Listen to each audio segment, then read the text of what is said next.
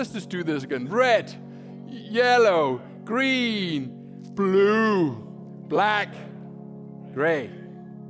Now I'm going to do the same again. And I need your absolute participation. No cheating, no thinking. Just blurb out the first thought that comes into your head. Are you ready?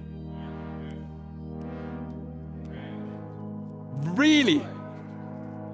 To me, that's black. Shall we start again? We are talking red, we're talking yellow. Now I'm going to do it one more time. Are you ready? Good. Black. Good. Are you sure you're ready? I heard some yellows.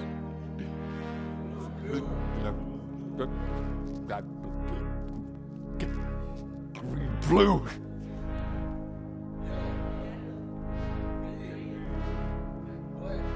Yeah, well done. Do you think you can do better second time around? Black, red, blue, yellow, green. I nearly said white myself. That is the power of our mind. It will jump to conclusions. And when we sit and stare on those charts, it takes a very, very disciplined mind not to seek out the answer that you already think you want, and actually be truly disciplined at looking at the charts, not be fooled by the mind's tendency to jump to conclusions. So how do we break bad trading patterns? A key principle here is that the awareness of consequences can motivate us to change. If we are super aware of the negative consequences of our bad trading behavior, then that awareness motivates us. It puts us in a different state of mind where we suddenly see this negative pattern as something we absolutely don't want to go near. The analogy I sometimes use is a surgeon who might become frustrated. Maybe the surgery is not going particularly well. Well, is the surgeon really going to go on tilt and start cutting the patient? I don't think so. Why not? Because the surgeon is exquisitely aware that if he or she were to let their frustration interfere with their work, they could kill the patient. And the awareness of that consequence keeps them under control. Surgeons have frustration, of course. Some procedures don't go well. But the awareness of consequences prevents the frustration from putting them on tilt. Okay, so how do we do this? What you want to do is literally visualize your negative trading behavior, your negative trading pattern, as your enemy. And I mean this in a very literal way. You visualize and mentally rehearse all the negative consequences, all of the losses that it has caused you, all of the grief, all of the misery it's caused you. This is the one thing that stands in the way of you and your trading success. If you visualize something as your enemy, are you really going to buy into it and follow it? I don't think so. Now, one technique I've used with people that's worked quite well is that I literally have them visualize the problem as an enemy they've had in real life. If there's someone in your life who you can't stand, someone who has done you harm, then think of your negative trading pattern as that person. And think about, do I want them to win or do I want to maintain control?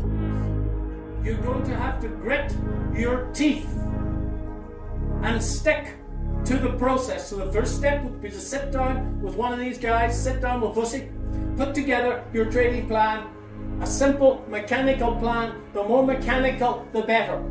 And then my challenge to you folks is to follow that plan without deviation for a batch of somewhere between 20 and 30 trades. That's going to take quite a bit of doing. It is a rite of passage. Now, I'm not a psychologist, and I've had psychologists in my classes, and they still don't know why this happens. But to build a habit, okay, any habit, you've got to grit your teeth and do it. And then all of a sudden, you actually build this neural pathway between your ears. by doing it.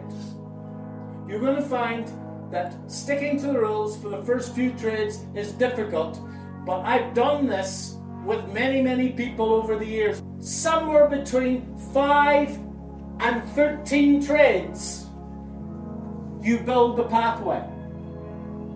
And you'll find that the discipline to stick to the rules is no longer required. You are being paid for your decision making. Trading is not a time-based game. You are not being paid to sit in front of the market and watch. You are being paid for your decisions. And until you start to realize that, and until you start to figure out ways in which you need to be trading, when is the high quality opportunity, when is the low quality opportunity, and how to position myself in those times, it's going to be very hard for you to see consistent growth. So my challenge to you all is, out of this, get busy, make a nuisance of yourself, get yourself to a point where you've got a written plan that suits you. It should not be more than 1 page. Think about position sizing, and then the real exercise is to focus on perfect execution of that plan for somewhere between 5 and 20 trades. The one thing that I can say which is positive, that everybody in this room is 8 to 13 trades away from the trader you want to be. That's all. But very few people get there because they don't adhere to the one system until that neural pathway is built. So that's the process if you want to be successful, folks.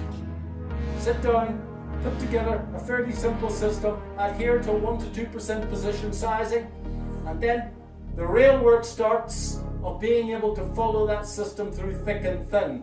And you're only about 8 to 13 trades away from being able to do that. That's all.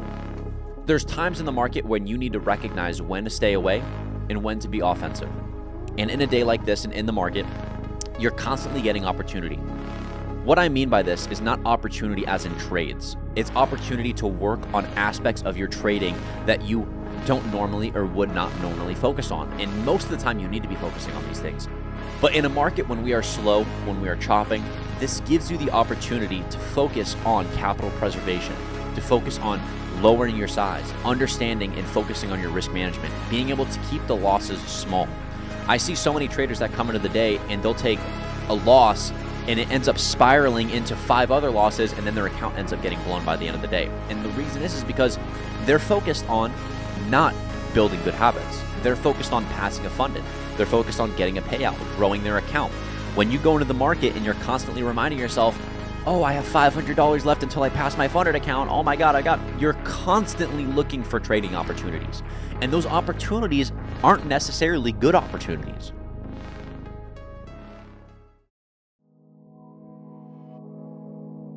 All right, let me tell you a story. Fictitious story intended to get a message across. A new employee starts a job on Monday. The company pays really well, but it pays based on performance. Somebody gets hired to, let's say, keep the place clean. Okay, they do a really good job of keeping the place clean, but because they know that the company pays well and it pays based on performance, every time they finish their rounds, they go looking for work. Okay, cool. In going out to look for more work, they end up doing more than what their job title requires. Your job title has a salary.